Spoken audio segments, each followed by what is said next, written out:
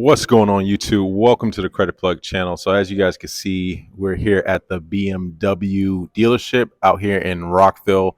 And so for today's video, I'm actually taking delivery of a BMW vehicle. And, we're going to break down exactly all of the numbers. So as a lot of you know, I don't know, some of you who were on my IG, I put a little picture up a couple months ago. I actually put in an order for the BMW XM. And so I'm going to walk you guys through the process. We're going to talk about the financing aspect of it, as well as I'll have one of the sales guys go over some of the different specs. But while we're waiting, I just wanted to go over some of the other vehicles that I considered. So right here, I don't know if you guys can see, this is the X7, I think. Yeah, the X7 M50i. This one right here actually is pretty expensive as well. Actually, no, this is only 81,000. Pretty nice SUV. All leather, pretty good looking. And then right here is the X5M Competition. Right, we got the X5M Competition. And so a lot of people were talking about, this is a better bargain than the XM, which may be true, if you're looking from like a value standpoint. So as you guys can see, the X5M is about 103,000 MSRP.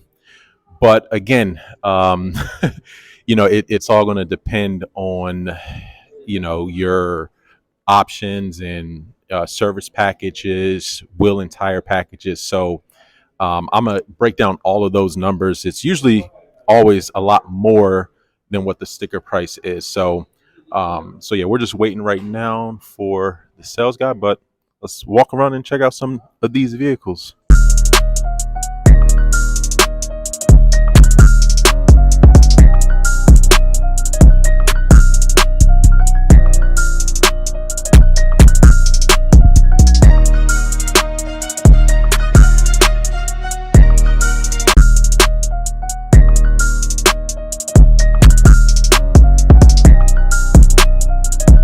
So today I'm taking delivery of the BMW XM that you guys see behind me. But I did want to just walk you guys through the process of how I went about purchasing this beautiful vehicle that we got right here, right? So this is fully loaded BMW XM. And so this is, I guess, some people classify this as like a performance SUV. It's over 6,000 pounds. Now, of course, I don't believe in financial irresponsibility. So the strategy in which I purchased this was, of course, through a business, right? Because of the tax breaks that you get. So some of you may remember about 2 years ago, I did a video on how I purchased another vehicle under my business. Now, some things to keep in mind, right? In terms of the tax laws and the implications that has when it comes to purchasing a vehicle under your business. Now, again, this is not tax advice, this is not financial advice, but for this vehicle behind me, so this had an MSRP with all the options that I chose of about 162,000. And then when you add on taxes and, for this type of vehicle, you have to get, some of the premium. So they have a tire package, they have a service package, and they have maintenance. So like when you add all of those things up on a vehicle like this, that adds like almost an extra $20,000 onto the price of the vehicle, right? When you're talking about the service package, the tire package, so it adds another 20,000. So we're looking at about 180, about 183 actually, and then plus that doesn't include the Maryland state taxes, right? So I'm getting 6% tax on the 162. So I think that's about 9,000. So like all in all, this vehicle is, let's just say rounded up, clean number. Vehicle is almost 195,000, nearly $200,000, right? And so again, I would never purchase this vehicle for personal use. This vehicle is going to be used for business purposes, right? So I'm going to wrap the vehicle, put my logo on it, put my business social media handles on it. And so I decided to purchase this vehicle under the business. I'm gonna use it for marketing. I'm gonna shoot content with it. And so with business vehicles, you can get what's called depreciation.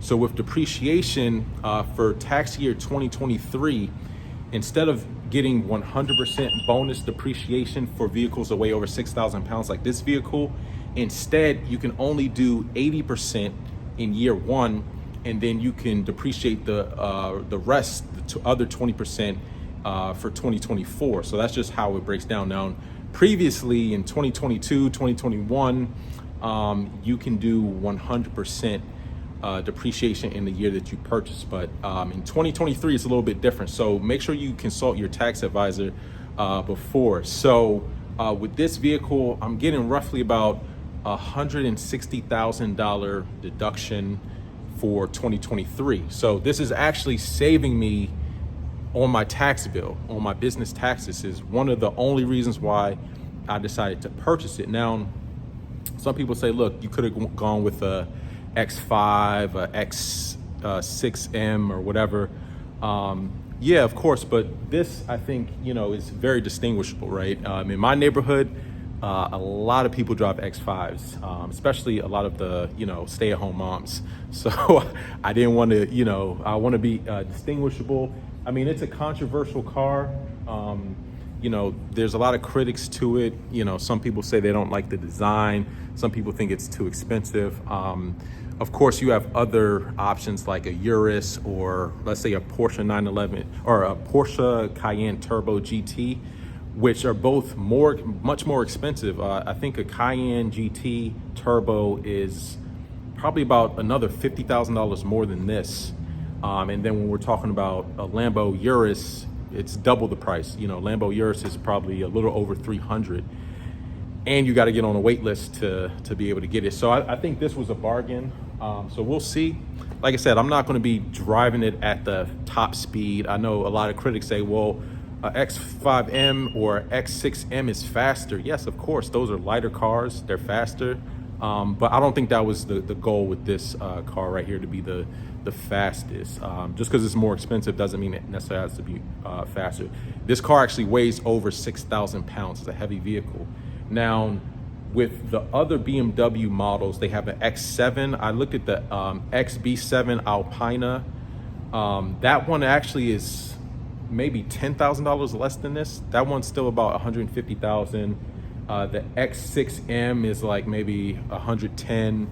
The X5M is like around 100,000 or so. Don't quote me on that. But those are, I just didn't want those vehicles. I mean, the XB7, that's a 3-row vehicle, but I already have a 3-row vehicle. So that's something I just didn't want to get. And so that's the only other one that will give you the, it's because it's over 6,000 pounds, will give you that deduction, bonus appreciation being over 6,000 pounds. All the other BMW SUVs, like the X5, in the X6M, I don't think you would be able to get as big of a depreciation on those cars because of the weight. I don't think those are over 6,000 pounds, but the XM, the X7 are definitely over 6,000 pounds. A lot of people like the X7s. I mean, if I didn't already have a 3-row SUV, I probably would consider it, but I mean, this one is much more sportier. And I mean, look at it, beautiful car. The video does not do the justice, but anyways, I just wanted to break down like the whole thought process behind it. Am I telling anyone watching this video, go out and spend, $170,000, $180,000 on an SUV? Absolutely not. But for business owners, and let's say you're making over a certain amount and you're looking for ways of reducing your tax liability, you could definitely take advantage of Section 179.